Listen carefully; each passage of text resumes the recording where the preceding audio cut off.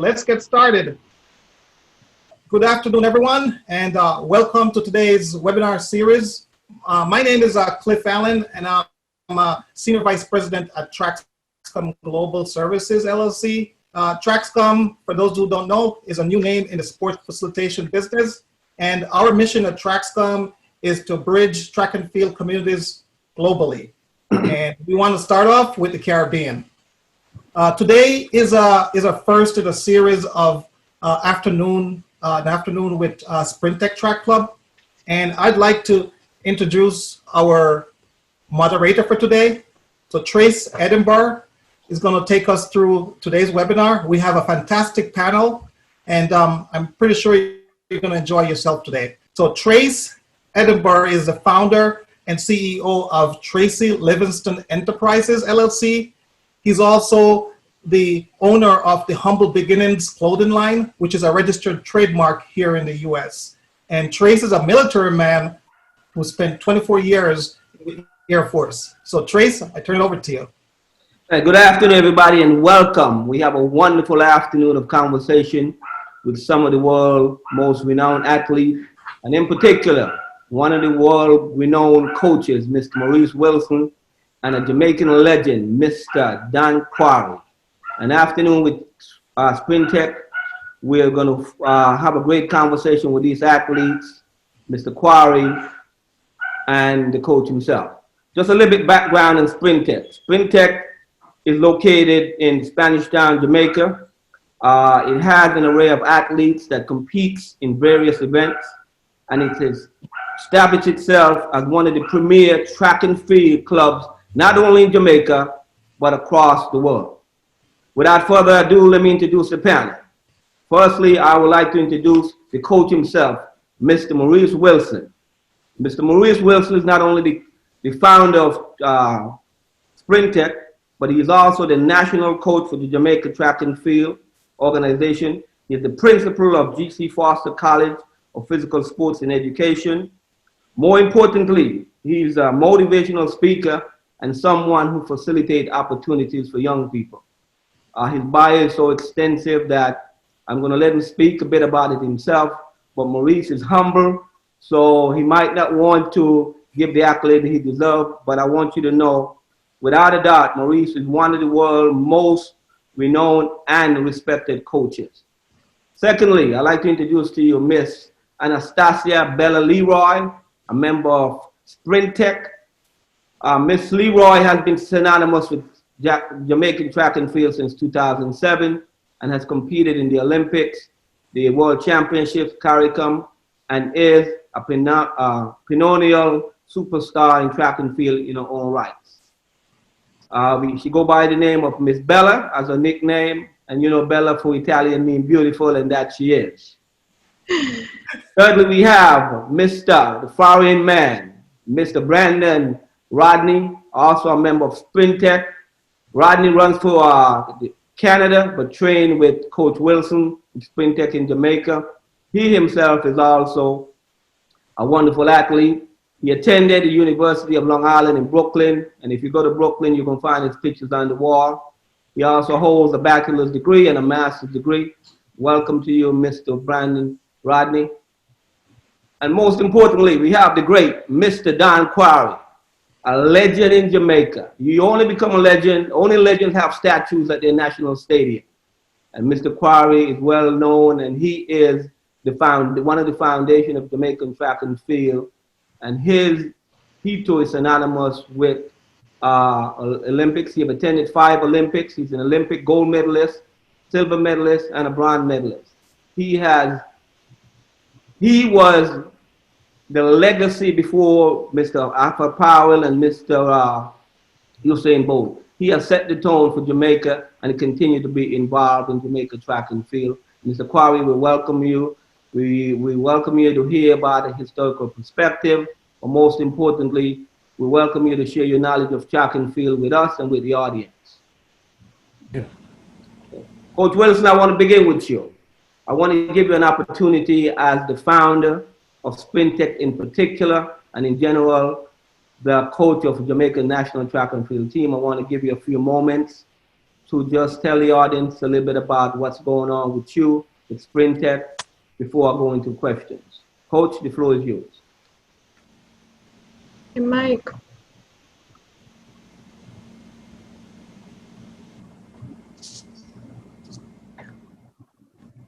Coach, we can't hear you. Are you hearing me now? Yes, sir. Thank you very much, Trace, and good afternoon to all. Let me welcome all the panelists. Thanks to Radcliffe for putting on this webinar. I'm quite sure that it will be beneficial to all our athletes who are out there who would have joined us and other sporting administrators on a whole. The idea of starting a club actually was not in my thoughts because I was fully engrossed in the high school system, which meant that it was so easy for you to be productive because you were coaching youngsters who, when you tell them to do something, they do it because of respect for you as an adult. So having started to coach Chris Williams, and Chris Williams was a silver medalist in 2001 at the World Championships in Edmonton, came to Jamaica 2002, got injured, ran like 20.8, didn't make the team, came to me in 2003 and I started to coach him. I realized that coaching high school athletes in comparison to senior athletes was a total different ball game. You just couldn't shout at a senior athlete and get them to do stuff. And so I decided that I would not take on the task, not because Chris was not doing well. I would continue to coach high school. But then I had a number of friends.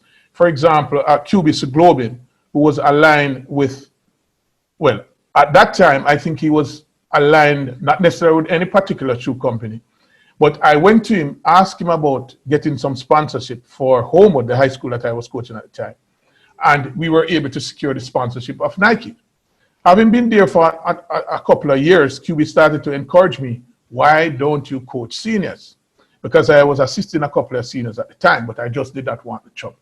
Well, in 2013, after we were able to secure 10 championships for the high school, I decided that I wanted a bigger challenge. And that was how I proceeded into coaching at the senior level.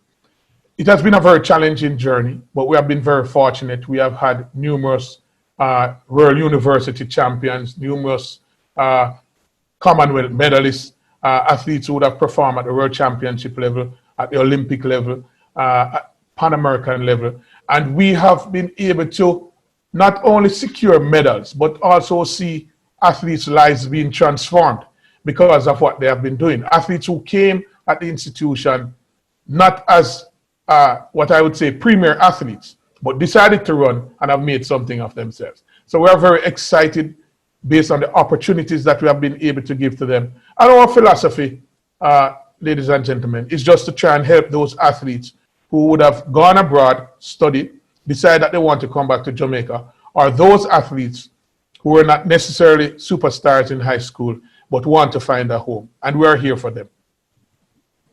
Thank you, Coach. I appreciate that. Coach, as I aforementioned, you are the track coach for SprinTec. You're also the head coach of Jamaica track and field team. And you're also the principal of GFI Foster. These roles are extremely demanding and challenging in normal time. Today, the world faces pandemic. How are you adapting as a coach, as a mentor, as a principal in this time of pandemic? How have your responsibility increased if it has? It has been extremely difficult, but I must give commendation to Donald Quarry because we have been traveling maybe for about, I would say, 10 championships now. And Donald Quarry most times is the technical director, and we work very close together. So it is easy for me when I'm the head coach, knowing that I have Donald Quarry. And a lot of times persons would not understand the level of experience that he brings to the table. The fact that he knows every single IAAF official. So when we have a problem, I turn my head, look at Donald Quarry, and it is solved. So that helps me in terms of the national responsibilities. I'm going to be very honest with you. When I was offered the post of acting principal of GC Foster College, in my mind, I felt that it was an impossible role. Having worked with about 5 principals over 10 years, I said to myself, most of the times, as the VP at that time, I was a person who would have those discussions, and sometimes I would have to even impart the institution's philosophy to those persons, because some persons came in, they were not involved in sports, and our institution is primarily a sporting institution. So I said to myself, with the experience that I have, with the knowledge I have from the educational side and from the sporting side, maybe I could make a difference. And so far, I have been working with a lot of support colleagues that are extremely supporting. I have Paul Beckford, who has been my VP for the last 2 years. I have a new VP in Mrs. Tony James, who I think has great knowledge, in-depth knowledge of what the educational system is about. And I have a number of supporting staff on that side. But most importantly, Trace, I had to make a lot of sacrifices, and I want to thank my family in terms of balancing my responsibilities. So every single second of the day is accounted for. Unfortunately or fortunately, COVID has given me about 2 weeks at home in the early days when the country was under curfew. So I was able to connect back to my roots, do some of the things I wanted to do in my family that I have not been able to do from 2001. And so to some extent, for me personally, I have been able to capture some of those moments. But generally speaking, it has been extremely difficult. And I am now realizing how important it is for time management. It is extremely important. And so based on what has been happening in relation to this pandemic, it is important that we organize our time, we schedule how we plan to operate, and be safe in doing all of these at the same time. Great. A second question I wanted to ask, Coach. It's obvious to be a coach at that stature at Jamaican level, which is considered to be one of the top jobs in the world, if not. You've been a motivator. And as you just mentioned, it's been difficult for you during COVID.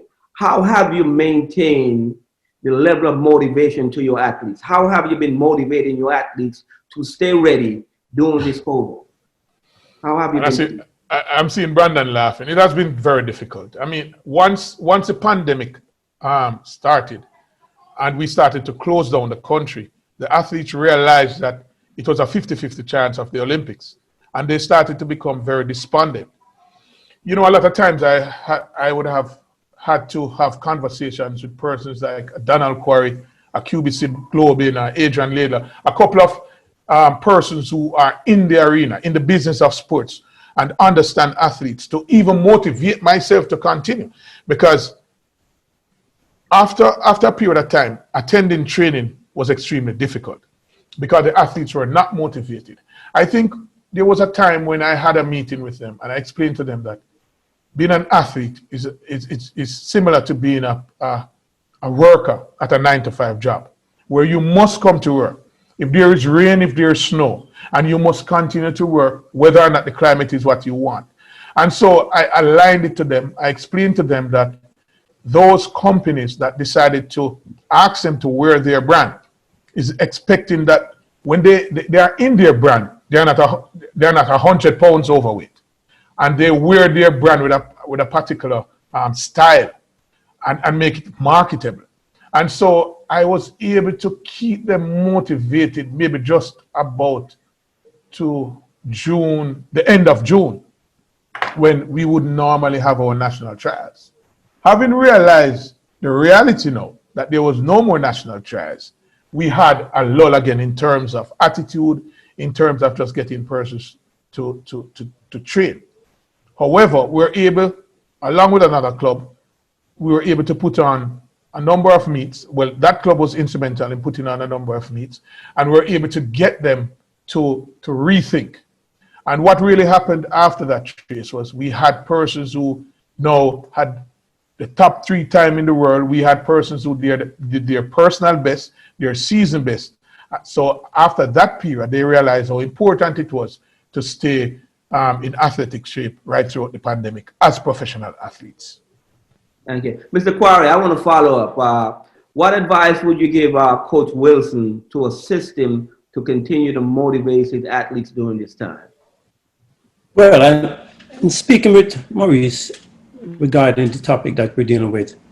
I did point out to him that it's important for the athletes to realize that maintaining a certain standard is important, because had they decided to take a break and not get their workouts to a certain level, it would mean starting for next year would be starting from 1, 2, 3 up again.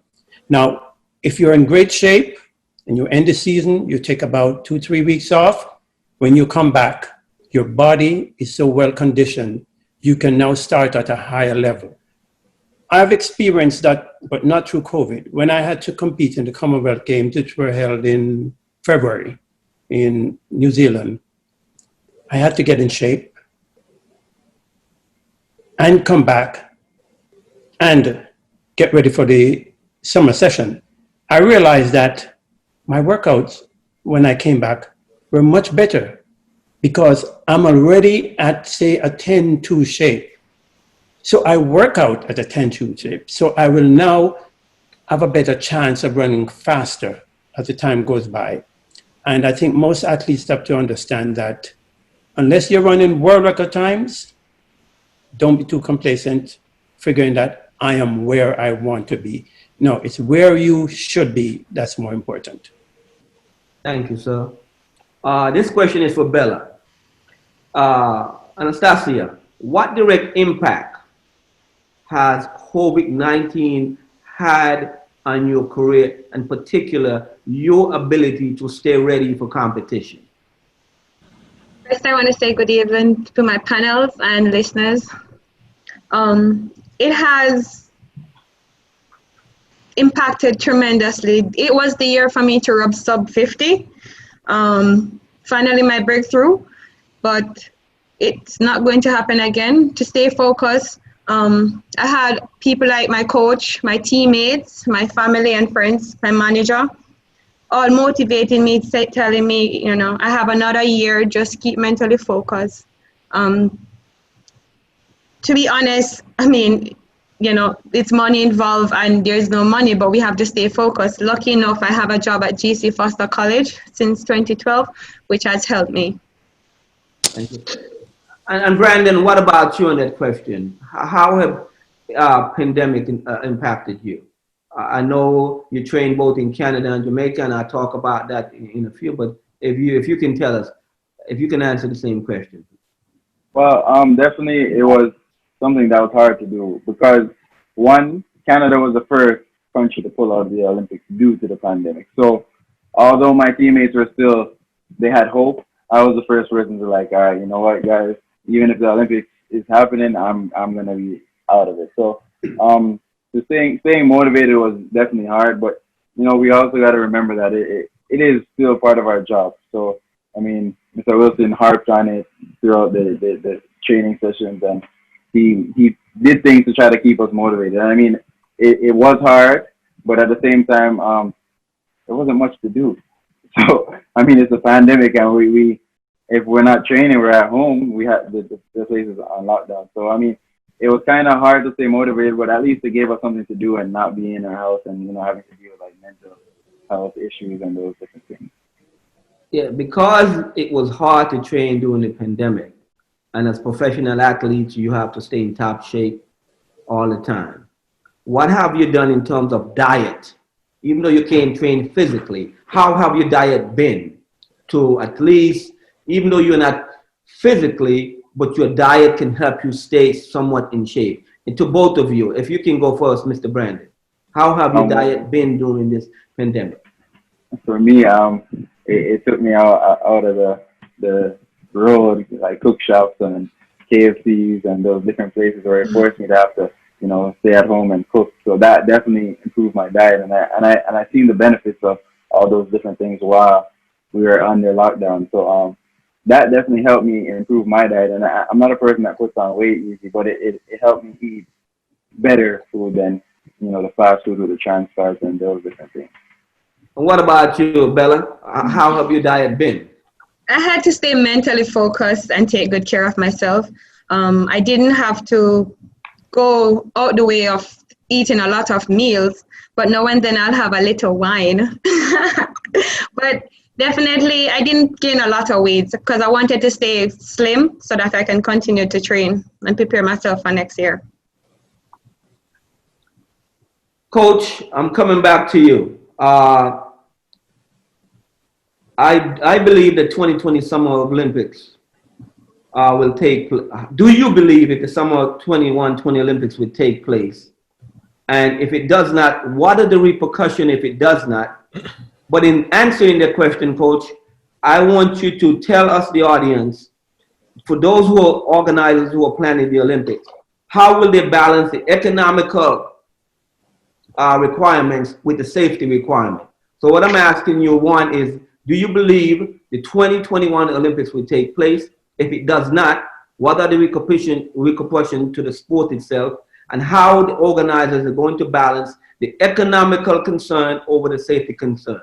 If you can enlighten in that, please.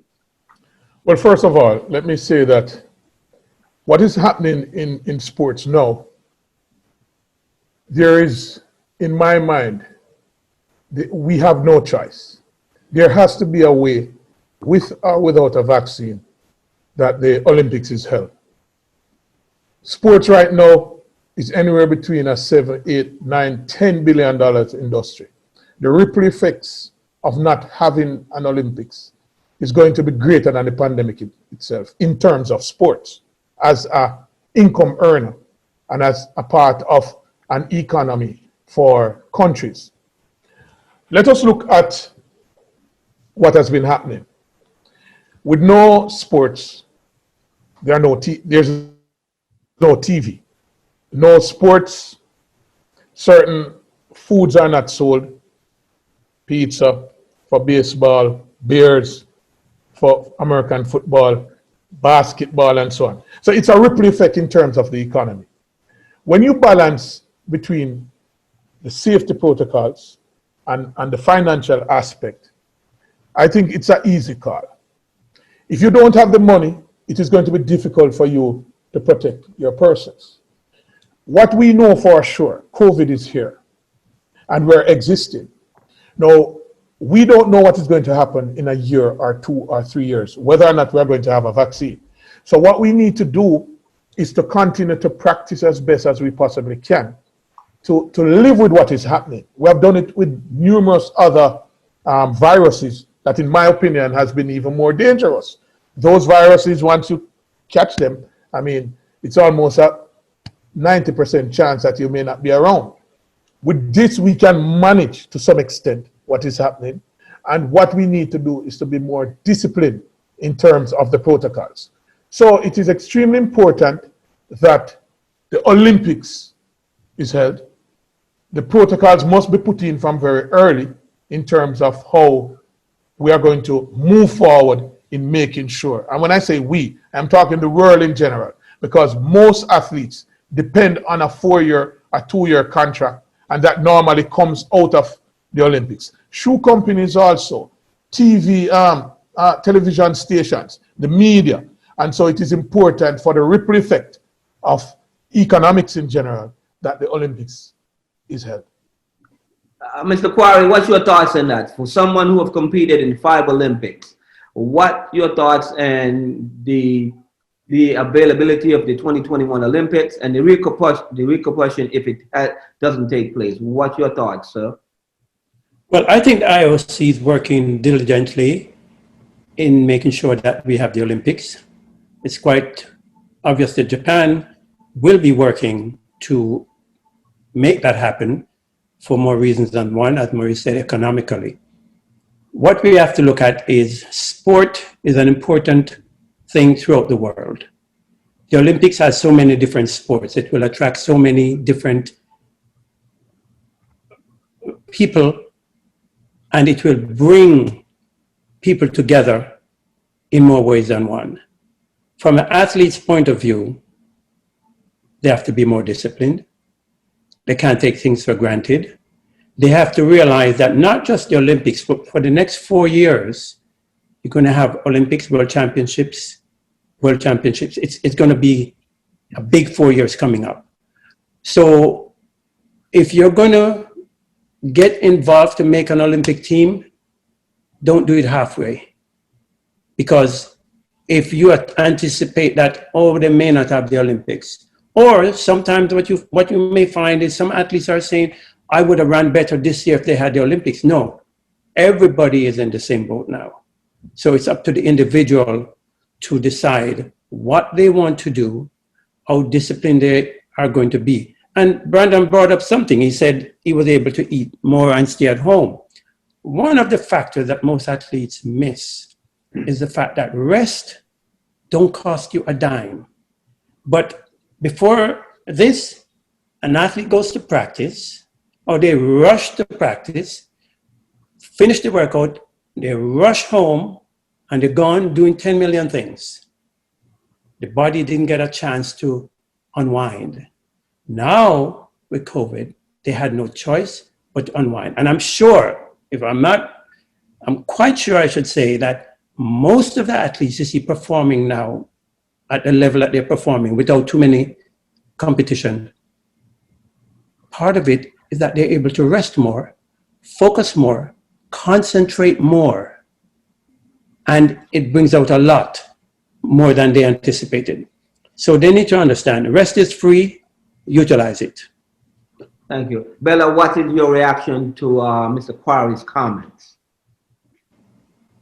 For me, how should I say now? Due to the pandemic, I was scared.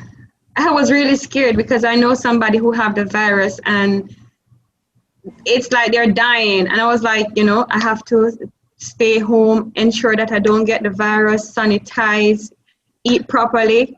But he's right. But I didn't listen to I didn't do all that he says because I didn't in formal training with them. What about your take, Mr. Brandon? Definitely stated some great points, and in regards to the Olympics, it's going to be about athlete safety more than spectator safety, in my opinion, because without the athletes, there is no Olympics. So the goals for the Olympic Committee is going to be about how to ensure that no one is in the village with COVID.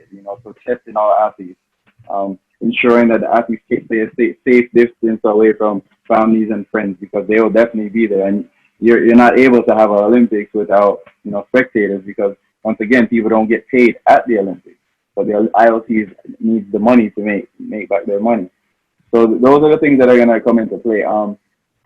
Virtual Olympics just won't work out because the TV deals won't make enough money from it, because already TV was putting it on for free.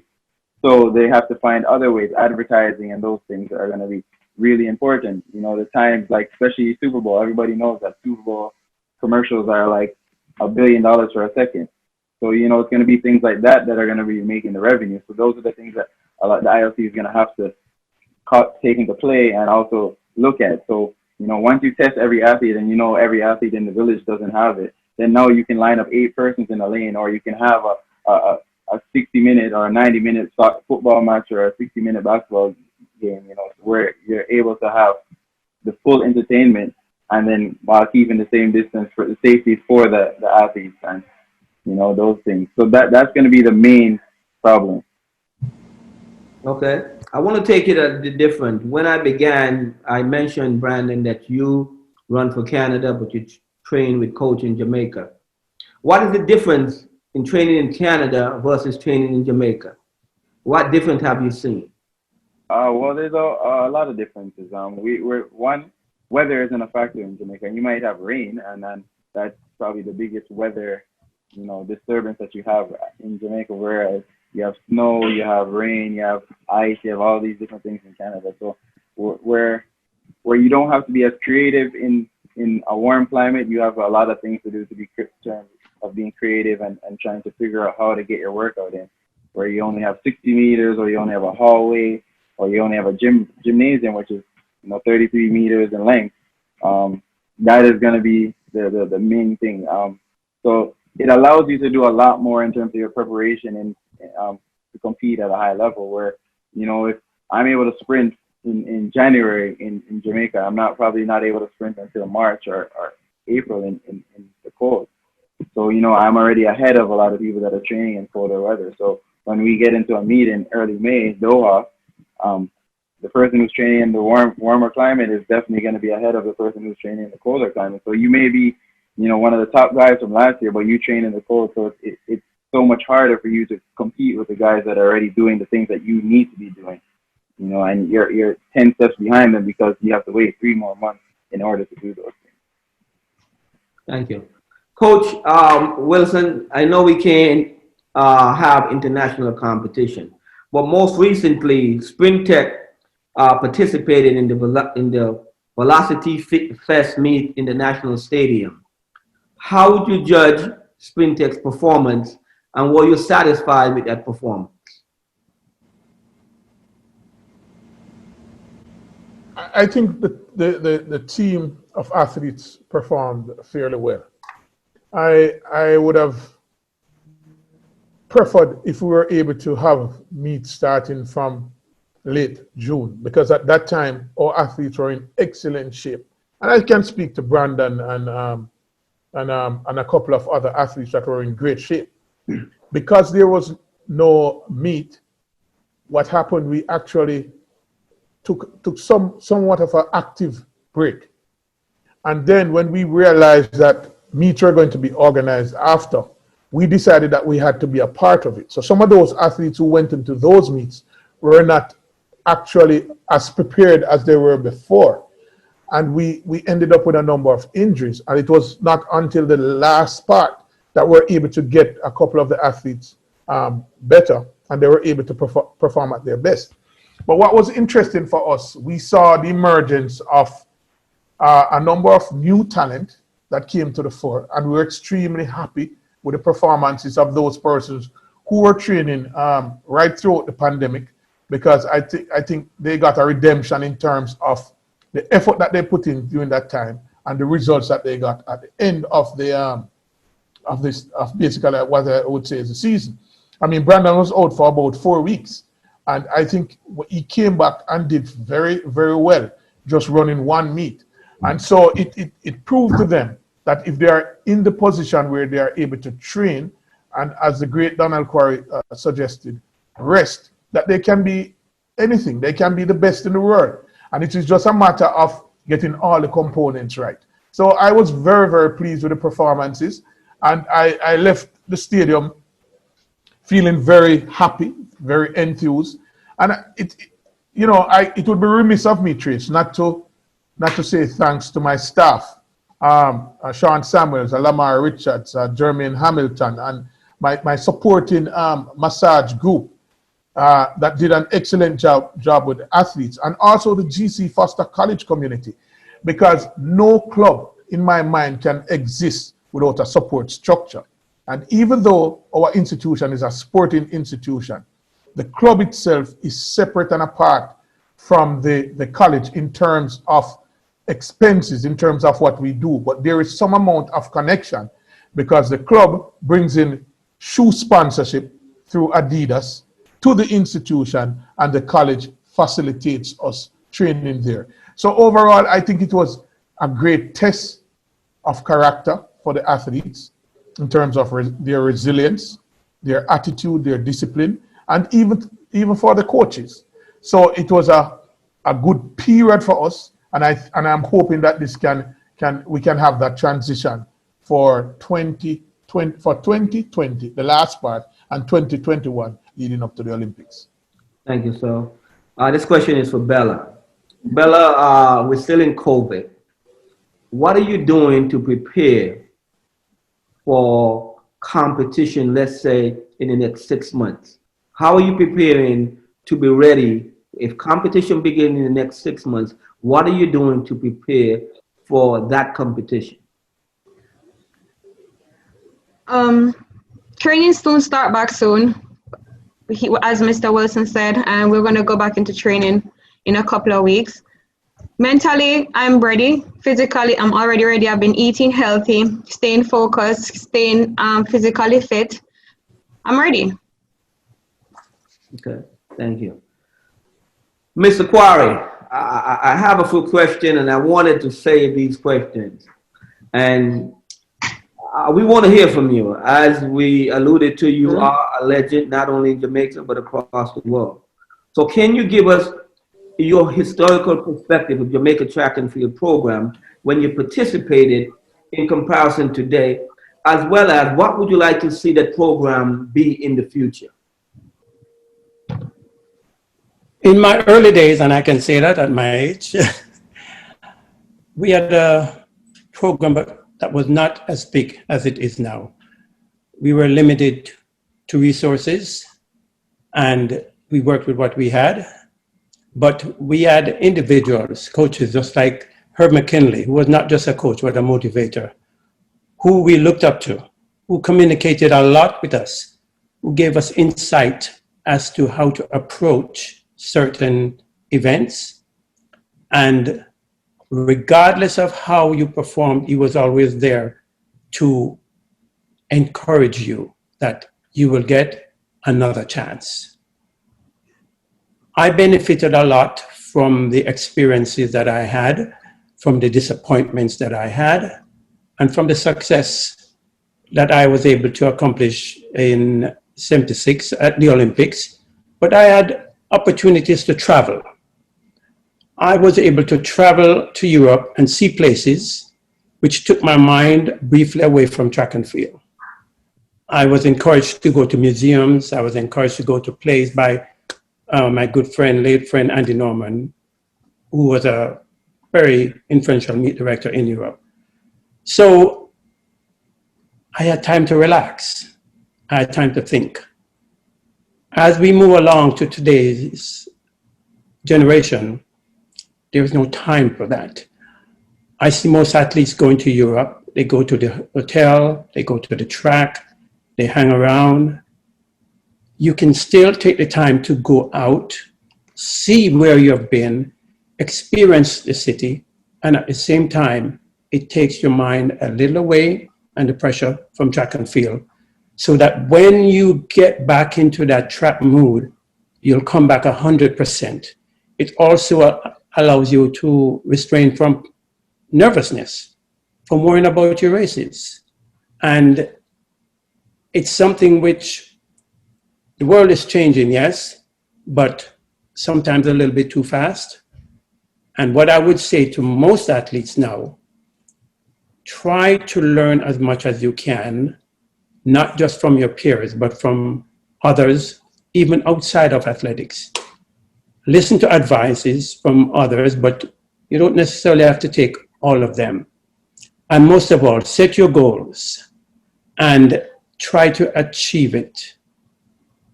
But one of the key, before I answer the last part of the question, one of the key elements I found was listening. Athletes are listening to coaches. A lot of athletes hear what the coach is saying, but do they really listen? Are they receiving that information in a manner of, okay, that's exactly what he said? Do they understand what is being said? Are they remembering what was said when they go on the line in practice? Mm-hmm. Are the evaluation of how I feel? Now I'm going to take off and run this 300. I'm feeling good. If you say, oh, I'm tired, it's not going to work.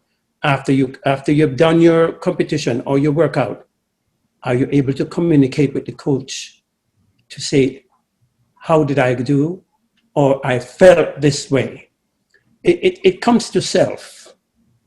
And the more we can understand each other between coach and athlete, the more you can get from it.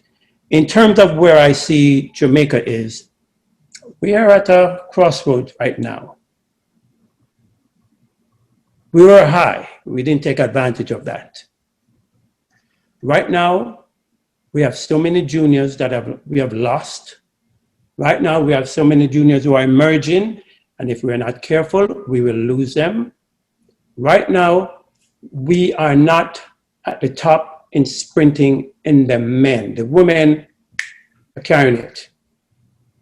We need to understand that they need that extra push. They can do it, but we need to be, Jamaica need to be more structured. Structured in the sense of raising the bar in the things that we're doing. Don't just stay where we were. And the availability of information must be more readily passed on. Communication needs to increase between athletes, coaches, officials, and the association. And I don't mean chit chat, I mean real communication. Because when that happens, it unifies us and it gives us that sense of unity where we know we are going to go forward and where we're going to improve and stay at the top. We cannot afford to drop. Everyone look at Jamaica as a major sprint country. Right now, we're hurting. Mr. Quarry, you touched on my next question, but I'm not going to let Coach off the hook. I have another follow-up question for both you and the coach.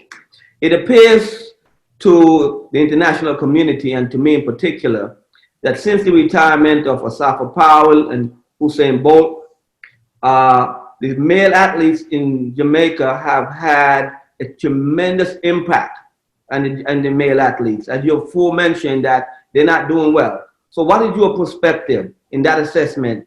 Why is that the case after the retirement of Mr. Bolt and Mr. Powell? Why is the Jamaican male athlete took such a nosedive, if you will? And before you answer that, Mr. Quarry, I want to hear from the coach himself.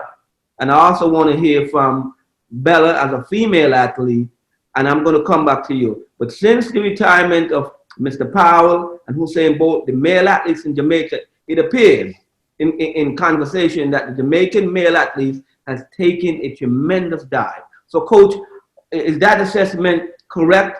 And if it's so, what is being done to rectify that? First of all, I thought you were going to give respect to seniorship and also accolades, which Donald Quarry supersedes me in all those areas. But I would attempt to answer. Well, first of all, let me say that I personally believe that track and field takes place in phases. So there was one time when the women dominated for many years. The Juliet Cuthbert, the Merlin Ortiz, the Grace Jacksons, Beverly McDonald, Lorraine Fenton, Diane Hemmings. They dominated a block. Could have been a decade, a 10-year period.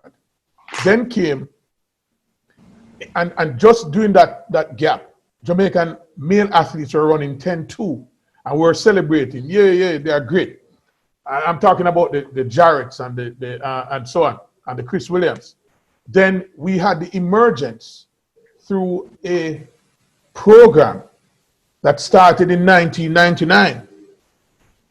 That program was a junior program that developed persons like a Veronica Campbell, Omar Brown, who is now our husband, Marvin Anderson, so many athletes. Usain Bolt came through that program. I'm not sure if Asafa Powell was at camp during that period. Anastasia Leroy came through that program. So we had a very strong junior program from 1999 to about 2006. And I think it made a huge difference in terms of basically having what I would say a factory of emerging athletes. And for those persons who are online, I can share with you that what happened was we got the best coaches in Jamaica to pass through those training camps. So we had a Bert Cameron, Stephen Francis, Paul Francis, all these guys passing through those junior camps. Even though the athletes had their coaches, those coaches would come in, administer their program. We would meet after, look at their program, especially when we were preparing for World Junior. And I think it made a huge difference in terms of us having that excellent period from 2008 to around 2013 thereabouts. So I personally don't believe that we're in the doldrums, but I do believe that some of the things that we did right before 2008, we have to go back to them. There was a template there. So we cannot now say that we don't have to do these things, because we would have proven that the template worked for us. The second thing is that, and I know it's going to be controversial, my personal opinion is that too many of the high school athletes that are extremely talented do not understand that they are not professional athletes. So what is happening now? They are treated as if they are professional athletes. They do not want to wear their school gear. They wear branded gear, and they are not professional athletes. They have a cadre of sporting support system around them, a massage therapist, a chiropractor. You know, when I talk to DQ about these things, you know, because I in the nights when we're at the games, you know, DQ cannot sleep, you know, because I don't stop questioning. DQ say, Maurice, I never know about massage therapist when I win my thing. I did my thing. Now these guys, these youngsters, if I should say kids, because some of them are 14, 15, 16, they must have a massage therapist. When you go to the stadium, you have a plethora of beds. You have more beds than you see in a hospital. They're rubbing. They're taking all sort of vitamin C, You ask my athletes that are professional athletes, coach, I need to take a supplement. I don't deal with supplements. Eat chicken back, eat rice, whatever you eat, that is your supplement. so there is no graduation, Trace and persons listening. There's no graduation. They are not motivated. I remember when I gave Rashid Dwyer his first branded gear. It was as if heaven came. And this was a young man who would have won at the Royal University Games the gold medal in the 200. He never wore a branded gear until then. And so the athletes, they are not graduating. So they are not hungry because they feel as if they have reached that point in high school. So it now becomes difficult for the transition to take place when now as a senior coach, you introduce them to massage. Oh, I've gone through that already. You give them a spikes. Oh, I need more spikes because I have 3 spikes already. Some of them may get a stipend because they are not given money. But so now you know what it is to get a stipend to maybe buy your phone or so on and so on. The motivation is not there. And I think it has a tremendous impact on the male athletes. I will say for the females, I have found them to be very, very focused, and they respond, in my mind, easier to instructions. And I've been coaching females for 30 years. And I think that the level of maturity is also different. So for two things need to happen. We need to go back to the template that we had before, and the coaches that coach the athletes in high school must recognize that they are high school athletes, they are not professional athletes, and there is going to be another level for them to transition. Bella, what's your thoughts on that? As a female athlete, in the question I asked Coach, I can repeat if you would like me to. Yes, can you repeat, please? Yeah, I was saying that it appears that since the retirement of Mr. Bolt and Mr. Powell, the Jamaican male athlete's performance has significantly decreased. And so I wanted to know from Coach and from you, is that assessment true? And if it's true, how can Jamaica rectify that and improve and then actually to put back the male athletes on top of the world like it once was? And from a female perspective, is that true? I agree with Mr. Wilson. The grassroots program needs to be in. Back in junior days, we usually have that motivation from all those other coaches, other athletes coming together, training together for the common reason of getting a medal in the country. No, a lot of athletes are now being complacent, as he said.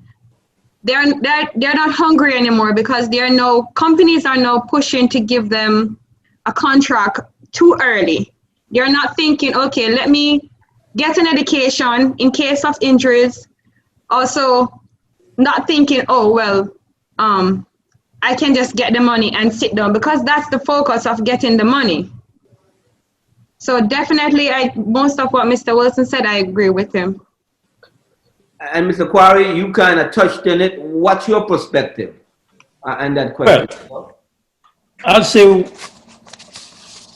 as far as the male sprinters, and I'm going from 1 through 4. In 1983, Bert Cameron became the first Jamaican to win the World Championships. That should have been a big motivation to a lot of Jamaican quarter milers. I didn't see it, but I don't blame them. We needed to have, from that stage, realize that we have some young quarter milers in high school. We need to channel them. It should be something that enlighten us, because we've always had 1, 2 before. After Herb McKinley, most of the time we mainly had 100, 200 meter athletes ranking number 1. Bert was around. We didn't even utilize him as far as motivating other people. It doesn't have to be us. He doesn't have to coach them. But unfortunately, and remember I said we need to be more structured. Our association is not structured enough to do things like that. We have the people who can do it, but it's not done. And that's why, we'll have to put this in, that's why I want a change, okay? Secondly, our women, they've stayed on top right through. As far as quarter milers are concerned, some of them need to run 800. If you've been running 46 for 7 years and you're a strong athlete, put the work in and take up the 800, because our 800 performances are not where it should be. In high school, they run real well, but they never drop back down to the 4. There's no need for that. As far as where we're going to go from here, it has to be more structured with our juniors. It doesn't happen overnight. You need a set of juniors, and you must see them progressing, coming through. And if you're 10 and 2 or 3 make it, fantastic, because they will motivate the others.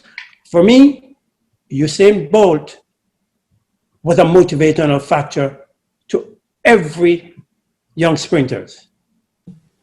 Have we ever reached out and tried to see how we could get Usain to do things within the J3As just to enlighten some of these athletes? No, we have not. And don't tell me that he won't do it.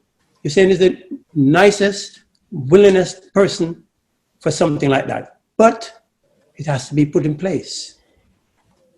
And that's why I say our future is on the crossroads. I don't believe in being at 80% when we should be at 99%. That extra 100 is up to the athletes. But we ourselves as administrators, as coaches, as motivators, need to get together and really push, encourage, motivate the youngsters so that they start dreaming at an early age. That's what it's all about. You can't wake up one day and say, I want to win an Olympic medal. It doesn't work that way. It comes in stages. You can't wake up one day and figure that I'm not going to practice because I don't feel like. Each day you miss, there's someone else practicing in your individual event. You miss one day every 2 weeks, you add that up for the year, you could miss out on a lot. And this thing about missing practice is a joke. We should look forward to practice. When you leave, you should start thinking, okay, tomorrow I'm going to do better. It's not, oh, I'm tired today. You're never tired, because I've said before, no matter how tired a sprinter is, he didn't run a 2-mile race. Distance runners can get tired. But you take a sprinter, they tell you they're tired, and you have a party 3 hours after practice, and they'll go out there and they'll stay up all night and party, and they won't feel tired. So tiredness should not exist as far as a sprinter is concerned. It's all in your head, and it's all about what you want and how you go about it. Because if you don't go for it, someone else will. And I would love to answer this question. Actually. Yes, go ahead. And I honestly don't think that it's a major issue in Jamaica, because if you look at the grassroots and the high school level, you still have great performances, you still have world best, and you still have the top in the world. The transition is where the major problem is for them. And some of it is, yeah, a lot of them don't take the talking, and you can't tell them things. And some of it is from coaches, and some of it, you know, but really and truly, when you look at the Usain Bolt or you look at the Shelley, when you have girls training around Shelly and Elaine, they're gonna want to do good. And I'm gonna use Canada as a reference for this. Now they have that little grassroots program where you talk about, and you have like 50 people in it, and maybe you might get one or two. And Aaron Brown is a great example of somebody who came out of the grassroots and for Canada. But when you look at Andre DeGrasse, or you look at a person like me, we were in the transition time. So the times coming from high school into the professional ranks. So where they seen us at, you know, the NCAA championships in 2014 and 2015, and when we were really in that transition of becoming better professional or close to professional ranks. And I think the major issue is you don't have a lot of people at that level competing against each other. And that is where the problem happens, because I think me seeing an Aaron Brown or Andre DeGrasse, somebody who's my age group, where, you know, we're so close, and you see like, oh, 2012 Aaron's at the Olympics. I'm like, oh, wow, me and this guy, like, you know, we're the same age. Let's see if I can do it, you know? And I think that is where the male sprinting is the major problem. I don't think it's really anything to do with the coaches or what they're doing in high school, because you have some of the greatest athletes in the world at the high school level. You look at Akeem Bloomfield, who runs 44.9 in high school, and now he's a 43.9 guy, you know? So but there must be a reason why he's still at that level. It's that transition where he had that competitive aspect, and he was able to hone that and have people who were competing. And the NCAA really helped him in terms of his event, because he was a quarter miler, and they have the U.S. has the greatest quarter milers in the world in the history of the event. You know, the USA has it. And sometimes it's not about lacking, you know, the what you have, because I don't think it's facilities or coaching, because like I said, you've coached world record holders, Usain Bolt, you've coached Johan Blake, you had Shelly Ann Fraser-Price, you've had the best of the best, you know, you had people who run sub 20, you have top 10 people. Rashid Dwyer is like in the top 10 in the history of the 200, but you've coached them without the facility. So it's just the hungriness and the people around them to keep building them up. Rashid Dwyer was in the Usain Bolt era, so he had to run fast in order to make a team. These guys don't have to run fast to make teams. You run 10-2, you're gonna get picked for a team, and you're gonna go for a relay. And I think I hate to say it, like, I mean, I have a relay medal, but relay isn't anything. So if you're only making it just to make a relay team, or running fast enough to make a relay team and being satisfied with that, that is what's beating the athletes, and that is what's killing. And a relay spot, making a national team on a relay spot, is keeping people's contracts. So if a lot of people are just satisfied with being able to be paid in order to live, and not being a medalist in an individual event. And that is where the issue is. I honestly don't think it's anything else more than that, because you have the greatest. Jamaica, in sense, has the greatest junior athletes in the world, hands down, when you look across the board. And it's just a transition phase. So it's nothing from the junior level, in my opinion. Can I say something? Of course. Okay, we never said it was the problem at the junior level. We're saying the same thing you're saying. We have so many juniors that get lost once they move up. We need to be in a position where we have 6, 7 elite athletes, and you have to choose 3. That's the level we need to maintain. That's what I'm saying. So if you have 50 good athletes, eventually you'll get 7 elite, and they have to fight for a spot to the Olympics or the World Championships. But running at top level, that's what we want. That's what Jamaica's sprinting should be at.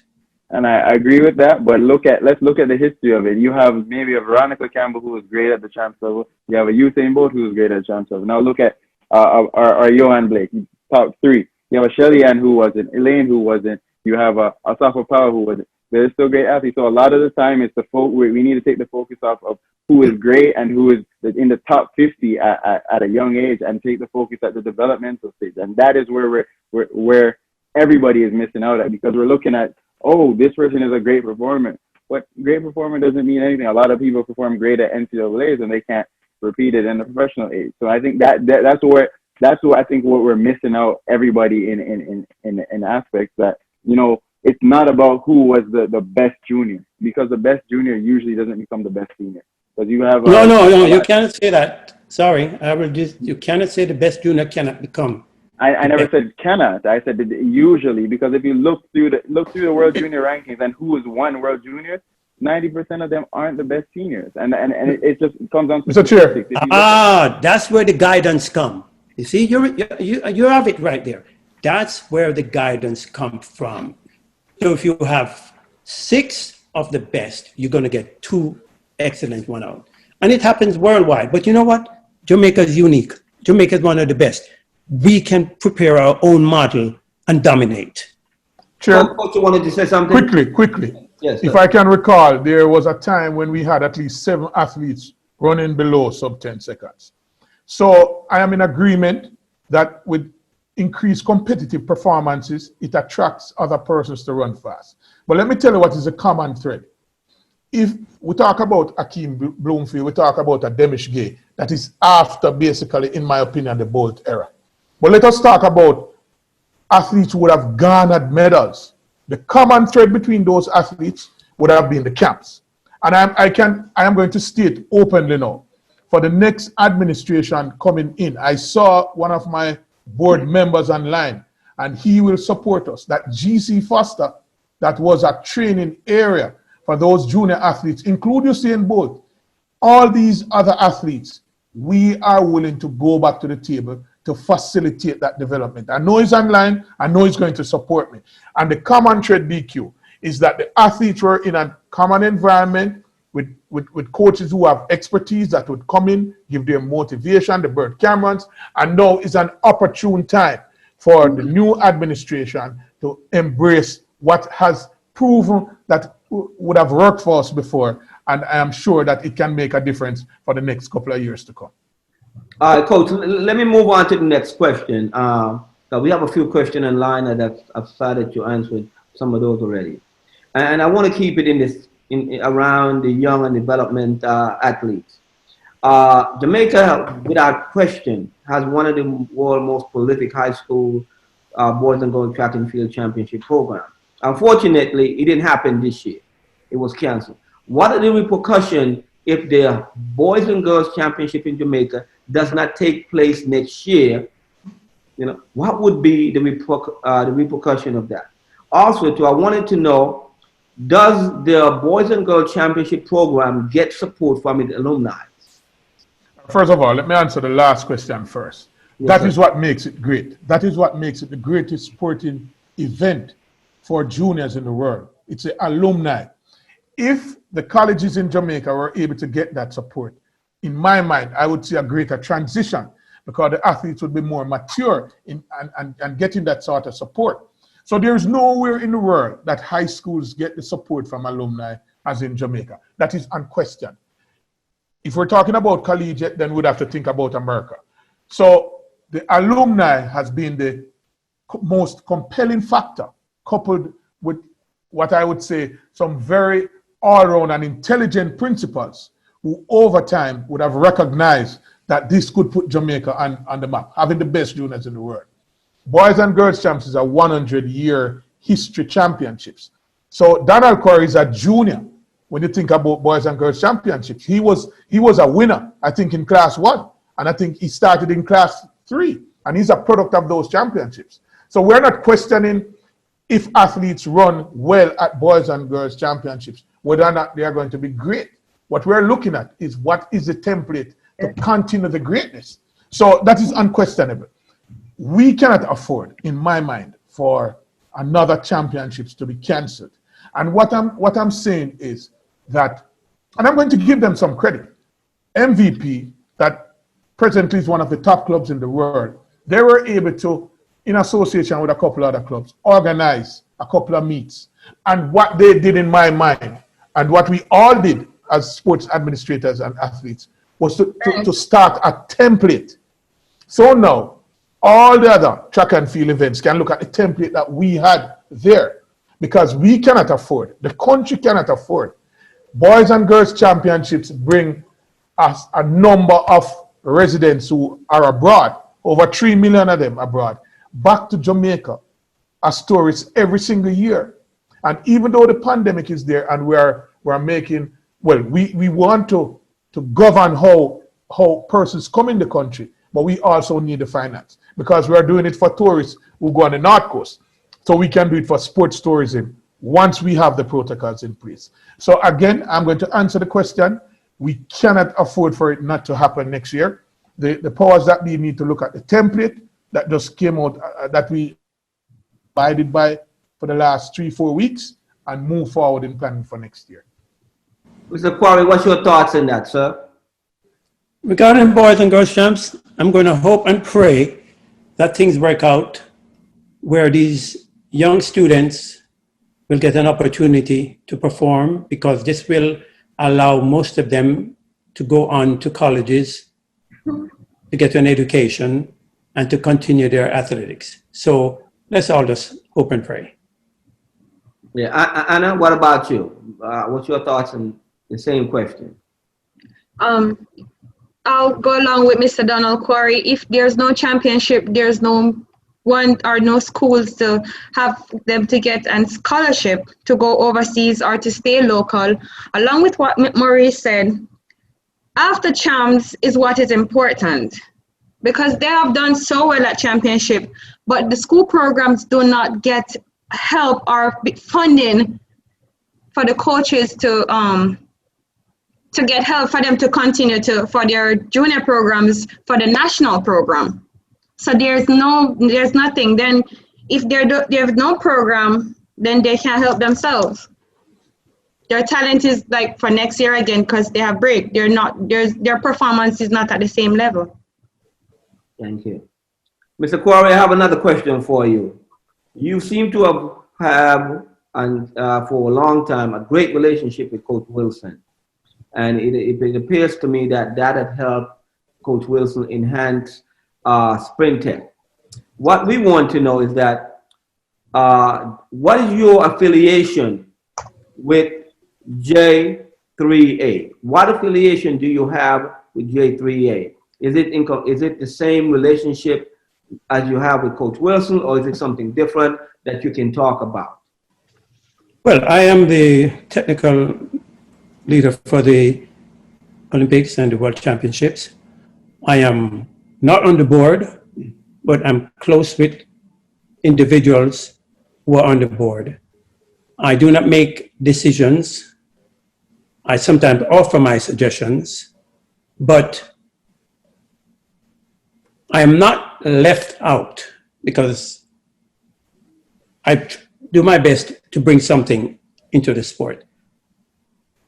I think there's a lot more that not just me, but other past athletes can do to enhance the administrative area of the sport, and to enhance the performance of some of the athletes by, as I said earlier, by being able to communicate, motivate, and get them to a level where Jamaica maintain an A+ standard. You see, I guess I may be asking for too much, but we have the potential to do that much, to perform at an A standard.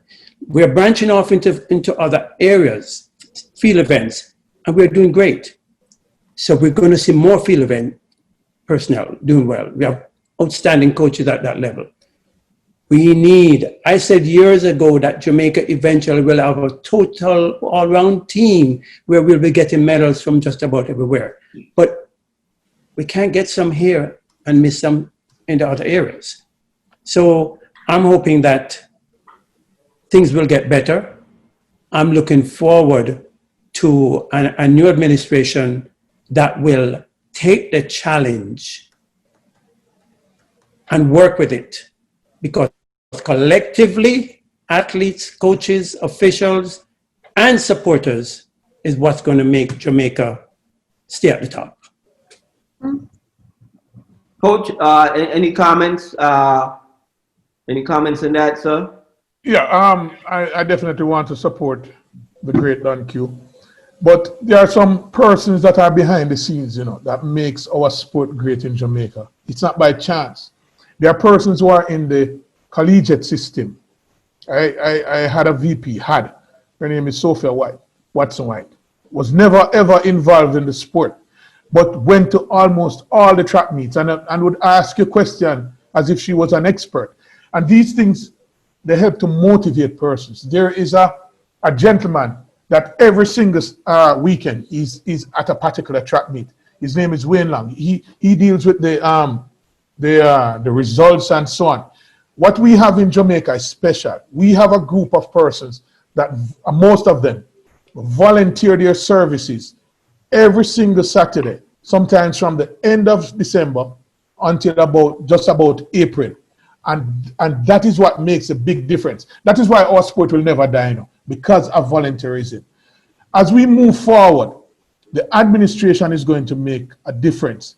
But it is important for us to keep the things that we have been doing well, to continue to do them well, because it's not necessarily the administration that makes those things happen. It's not the administration that makes a Donald Quarry basically comes to Jamaica just to see what is happening in different camps, or a QBC Globin who works with Adidas is not a Jamaican, but is so interested in what is happening in our country, or even a Trace or a Cliff who is not, you're not residents of Jamaica, you're not involved in track and field in Jamaica, but you enjoy what is going on. And so it is important that those persons who are behind the scenes, we highlight them.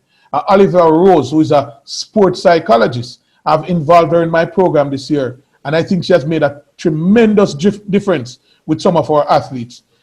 In moving forward, colleagues, we need to look at the supporting areas now that are going to make our sports different. What is it? Is it a nutritionist? Is it a sports psychologist? A gym instructor? What are the different personnel that is going to make our sports different? We have doctors here in Jamaica. As a matter of fact, I would say maybe 3-4 years ago, I felt that it was just not working out for our medical services. Our athletes were not being rehabilitated quickly enough. Even though I would have had someone like a Paul Auden, who would have served and given voluntary service for many, many years. And I would have gone to other places to seek guidance medically, only to find out, Trace, that he would have given the same service here in Jamaica, and I didn't pay any money for it. So we have the persons here. We have a Paula Dawson. We have persons here that are skilled in every area.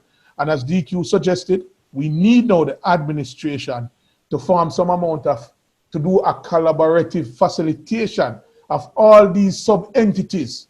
And if we bring them under one roof, I am telling you, we're going to dominate the world for the next 50 years. Thank you, sir. Brandon, this is both for you and Bella. What practices have you put in place in terms of practicing good hygiene during the pandemic from an athletic standpoint? And what changes are you see forthcoming from a hygiene perspective athletically? What, so you can resume competition. What have you both done? I'll start with you, Brandon. Personally, I think hygiene is just a major thing when you're in Jamaica. I mean, no one wants to be, smelling green or any of those different things. Well, when I say hygiene, let me rephrase that. Because of the pandemic, we have to have a distance, right? And we have to wear masks and gloves. So from that perspective. Well, everybody's definitely trying their best to keep their masks on.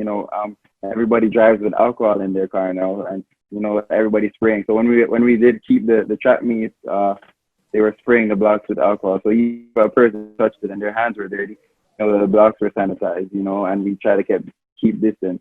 And some people are definitely not going to follow the rules, but if you can get, I think we lost Brandon. Okay. Okay, so for me, I've keeping the protocol of being sanitized all the time, washing my hands if I touch the places. When I go home, I take off my shoes outside, my clothes at the door, put in the bin, same time, head in the shower, have a warm bath. So it's like 3 times a day I shower and a warm bath. Great. Coach, I see you've been answering a lot of the questions that we have, so I don't have any question to ask. So please, you could go ahead. So let me summarize and wrap up for a minute. And I'll give each of you. Trace, I think I have a handful of questions. So maybe I should just get these out. I think Coach did a wonderful job answering those questions. So thank you so much, Coach. There's a question here from Alan Beckford. and the question is it a lack of vision by administrators not being athlete-centered from high school to the national level? I think that's a question around the discipline, and so maybe Coach, you could take that one. No, I'll ask Q to take that one because I answered Alan in written script. Well, it takes a combination of coaches and administration to take them to a certain level. It's not a matter of vision. A lot of things are talked about within the association. The problem is we don't get it done. So, because we have a lot of people who have great ideas, who would be willing to do certain things, but somehow it never comes together. And that's where we need more doers in the upcoming association. Yeah. Another question from Olivia Rose, and this is a good question. The question is, what happens to athletes who are not coping? This whole panel was talk about coping during the pandemic. So the question is, what happens to athletes who are not coping, where their performance suffers because they're not coping? Well, I think I can answer the first part. So from a technical perspective, and Donald would have alluded to it, if you're a professional athlete, you must condition your mind. If you are having problems, you need to find those persons who can assist to deal with what is happening. But as a technical person, I expect you to turn up at the track ready to go. My substantive responsibility is to prepare you. I am not a sports psychologist, so if you need psychology, you'll have to find a psychologist. I am not a nutritionist, so if you need a nutritionist, you'll have to. When I'm on the track, my primary responsibility is to prepare you technically. If I'm a high school coach, a lot of times you have to play all of these roles. So that is different. But for those athletes who are professionals, if they are not coping, they need to find the resources that will help them to cope. And for those who are not professionals, it is important that you seek, whether it be mentorship or whatever it is. But if you're a professional athlete, you need to make sure that you solicit the type of support that will get you to do what is asked from you in relation to your shoe company and your trainer. Coach, let me follow up on that. So what services are available for athletes that are not coping well? How do these athletes find those services that you spoke about? If they're not readily available for themselves, what assistance are the coaches providing to help those athletes in these times? Well, let me speak to one aspect, and I'll ask you to speak to another aspect. It is not the responsibility of a professional coach to provide certain resources. It may be the responsibility if the coach is well-rounded to make recommendations. So for example, I will recommend an athlete who is an adult and will sit and have a discussion with me that you have a psychological barrier, and I'm going to refer you to Olivia Rose, and you don't think that I think that you are mad, right? It is that it is a necessary ingredient in getting your performance to the highest level. Or I could recommend mentorship with someone like a Donald Quarry. But it is not for me to get all of these done if I'm a professional coach. Now, if I'm coaching juniors, the possibility exists that I will have to have knowledge of all of these areas because the resources are not there at the junior level. Now, what I will ask DQ to speak on is whether or not the administration should have, for example, a central group of persons that if athletes do not have the resources, they could go to a national sports psychologist, a national weight trainer, a national chiropractor, a national weight, whatever it is. I'll ask you to speak on that. Well, I look at these areas as very demanding from a financial point of view. And I'm not going to be political, but I'm going to be straight. If we plan early what we need to do, what resources we need, then we don't have to, at the last minute, run to the government and say, we need this, we need that. They would have known in advance that we may be coming to you. They can plan, budget, because they're there to help us. There are others outside of the government, corporations, that we have not even been able to go to because of their present association, can't approach, don't have the know-how to get it done. We need help from every areas to cover these topics that Maurice mentioned or that you mentioned, because it's not something that's going to go away. It's something that's here for a couple of years based on what I've been hearing on the news and from the scientists. So how do we fit in? We're not going to lie down and say, oh, because it's COVID, Jamaica is not doing well. We need to sit down and plan. What are we going to do to prepare ourselves to get our athletes to perform for the next 2-3 years with this COVID situation?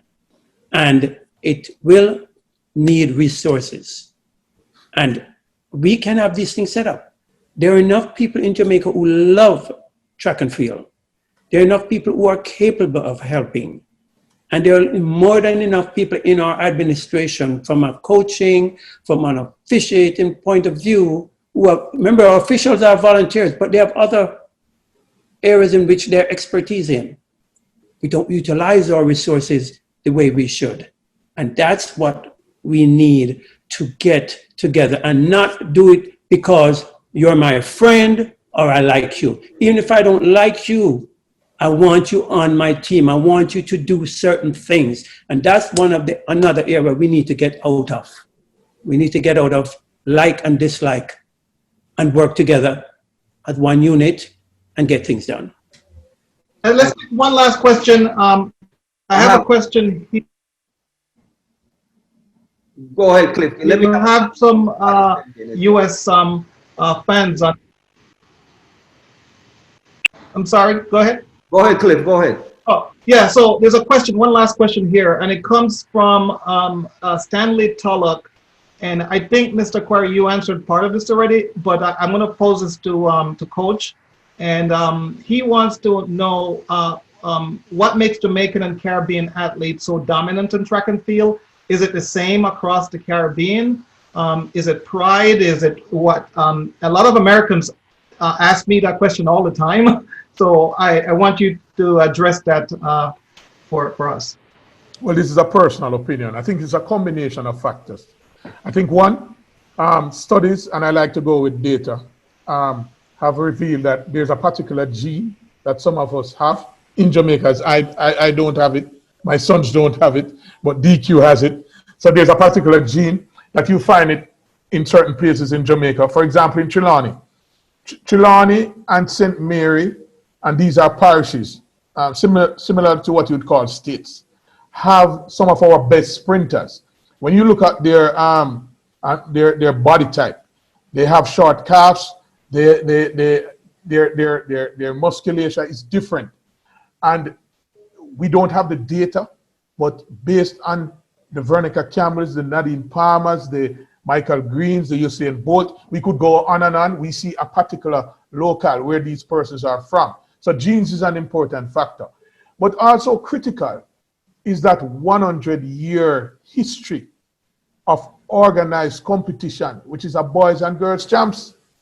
People don't understand, every single, and I will say it again, every single weekend for at least 5 months, at least more than 5,000 athletes, different areas of the country come together to participate, to compete. So we become extremely great competitors before we reach the international stage. So that makes a huge difference. Also, I can say it without reservation, Q, that track and field is our most successful sport internationally.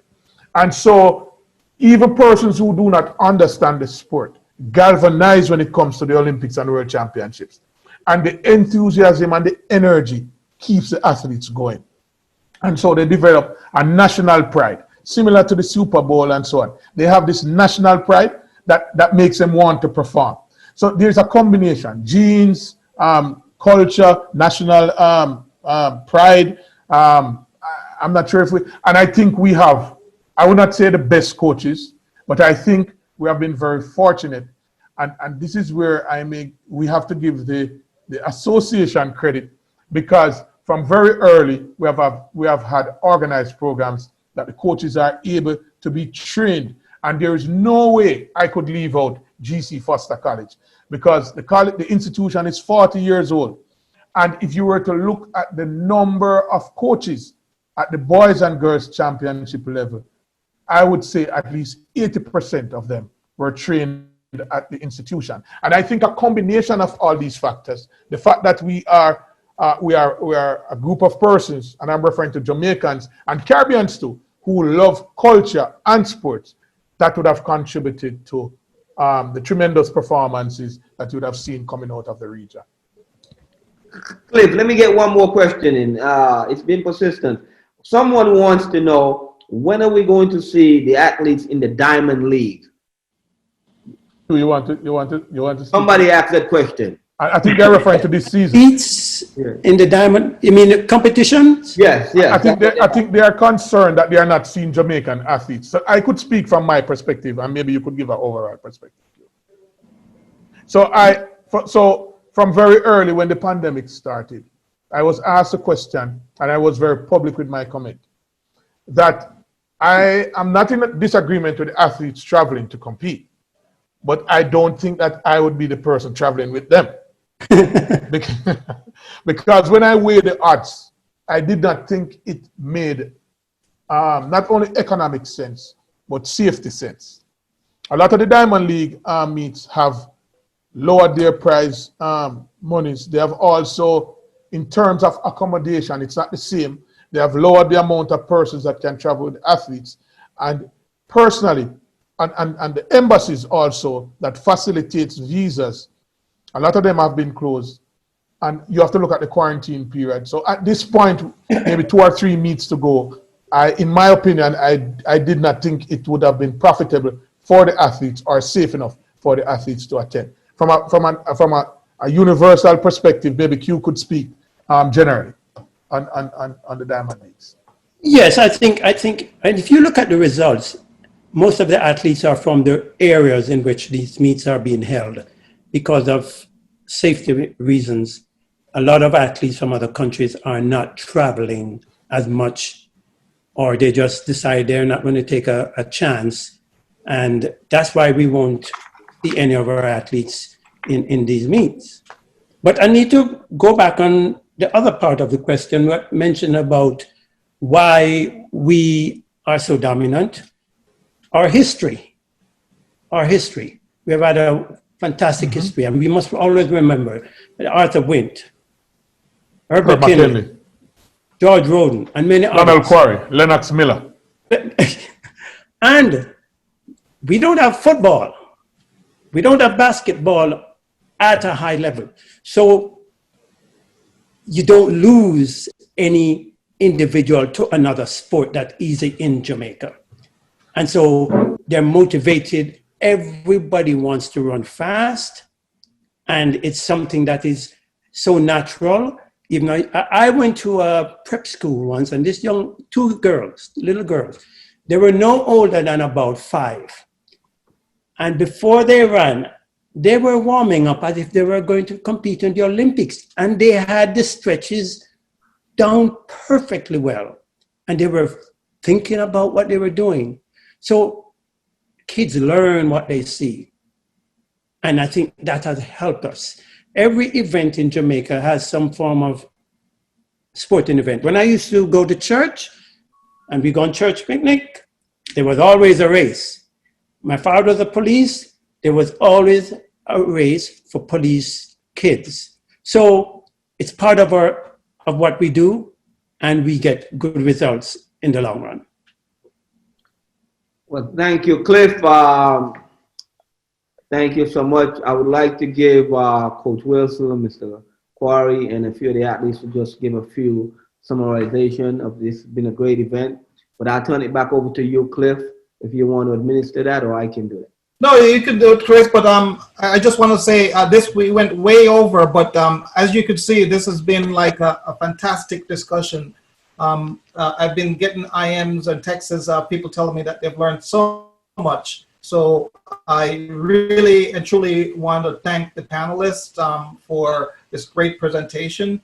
You know, the perspective, I think, you know, track and field is Jamaica's, one of Jamaica, like you all said, Jamaica's top sport, and we want to make sure TraXcom, our goal is to bridge the communities worldwide and in terms of track and field, and so that's our goal. And we're starting with SprinTec Track Club, one of the great clubs in Jamaica, and we're looking forward to having more of these types of discussions. So once again, I want to say thank you all for coming out.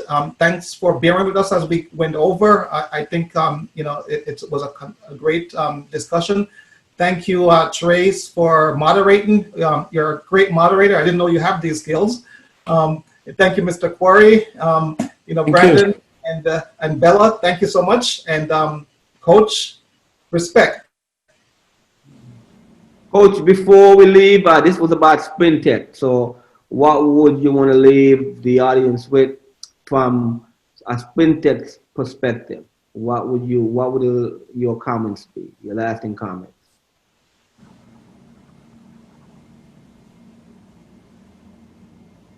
Can't hear you, Coach.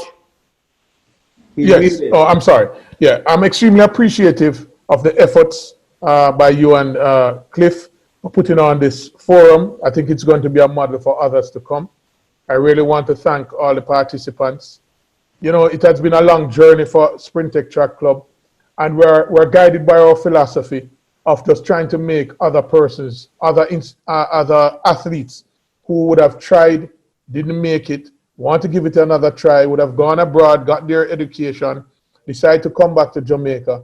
Those who are not famous at champs, we want to give them the opportunity, because we believe that we can utilize all the skills and the resources that we would have garnered at GC Foster College through SprinTec Track Club to make them great. I want to thank all the persons, all our volunteers in track and field, all those persons who every single Saturday that goes out there to give service, the medical staff. We really want to thank you. We could not have done it without you.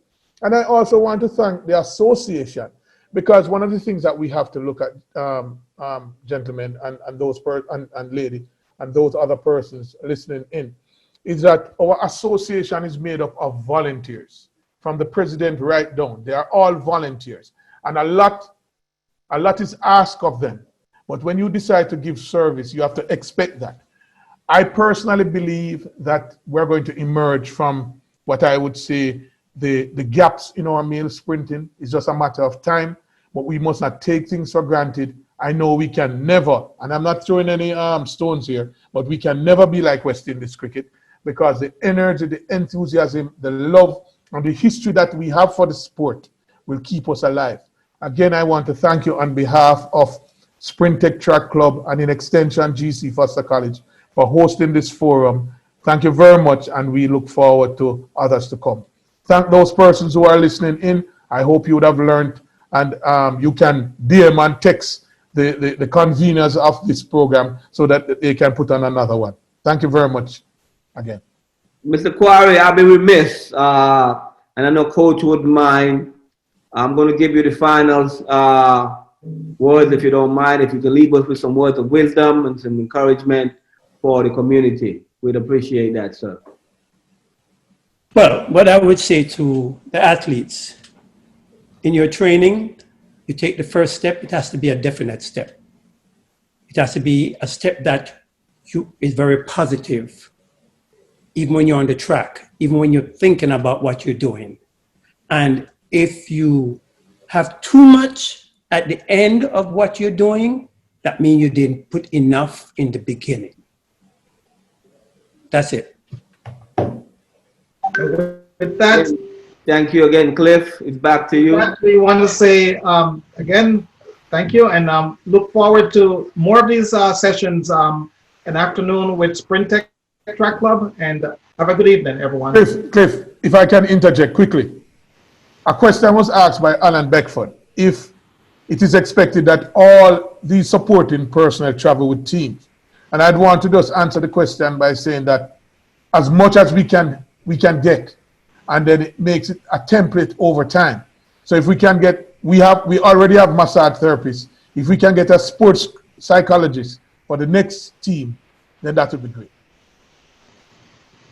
Thank you, Coach. All right. Have a good evening, everyone. Thank you very much. Thank you.